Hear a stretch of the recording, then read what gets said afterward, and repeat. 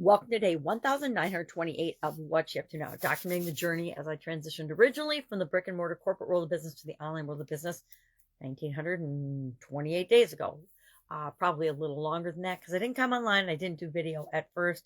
And I started doing a video log and journaling online and via video for personal reasons, but then it also helped me to get more confident in talking on video, talking to people, and being open and honest and vulnerable about what's working and what's not working. Create 2 pieces of content every day. The first is an annual challenge. I think this is my 6th video annual challenge, 6th or 7th annual video challenge. And this year's is the Get Your Goals annual challenge. We're talking about we're doing one thing every day to get what we want, you to get what you want, and me to get what I want with respect to my goals and objectives and the things that I want to create in this world and in the life. And we're using a 9-part framework and going through different areas and aspects of our life to make sure that we hit all the highlights and the things that are important to us. This month, the month of May, we're focusing on our physical well-being, physical health, and our tool today that I shared is called the 7 Whys. Learned this from Dean Graziosi. And prior to that, there's this 5 Whys exercise. He didn't make it up. I don't remember where it even originated, but it's the process of asking yourself a series of why questions to get down to what really matters to you. Because why? We want to know what matters to us the most, because that's the driver and the motivation. When things get hard, when we're going for a goal, especially a challenging goal, we want to quit sometimes, right? We try something, it doesn't work. We try another thing, it doesn't work. We try maybe 10 things and they don't work in terms of moving the needle toward what it is that we want. And so it's human nature to want to quit and try. Think of New Year's resolutions and how many people set New Year's resolutions, but quit like within, I think statistically 90% of people give up on their New Year's resolutions within 2 weeks of the new year. Same thing is true of goals. We need to have something that drives us and motivates us.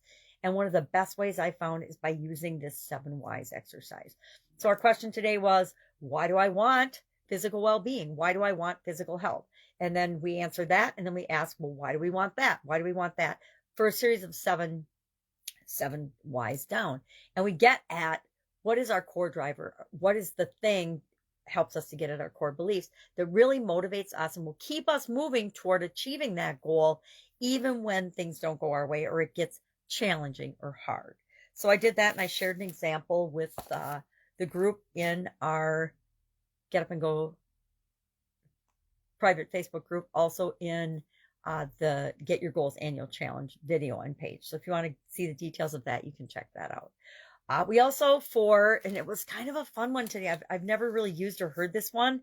Idiom for supersize your business was storm in a teacup. And there's a lot of different versions of this particular idiom. That's the British version of it. There's the tempest in a teapot, which is the American version. Then there's a whole lot of other ones in different languages. And it reminds me of the making a mountain out of a molehill and why we don't want to do that, why we don't want to exaggerate and make things bigger problems than they have to be. So we talked about different ways that we experience that in our businesses, and then things that we can do to prevent ourselves and other people in our organization from doing that. Why? Because guess what? The world is going to dish you up plenty of problems and plenty of challenges, and some of them are going to be huge. So the last thing you want to do is every little challenge that comes your way, make it a great big, hairy, audacious, bad thing, because then it's like the little boy that cried wolf. Pretty soon people won't take you seriously because they know that you blow things out of proportion. So when a big thing comes along, you're going to be in trouble.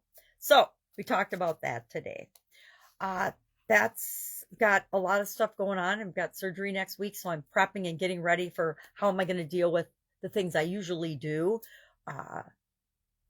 while going through that experience. Because guess what? Life throws us curveballs. Life throws us things when we least expect it. And to me, it's not a big deal. I'm not making a big deal out of it. I'm not making a mountain out of a molehill or a storm in a teacup. To me, it's just, this is it. This is next. Going to do it. Going to be done. Not a problem.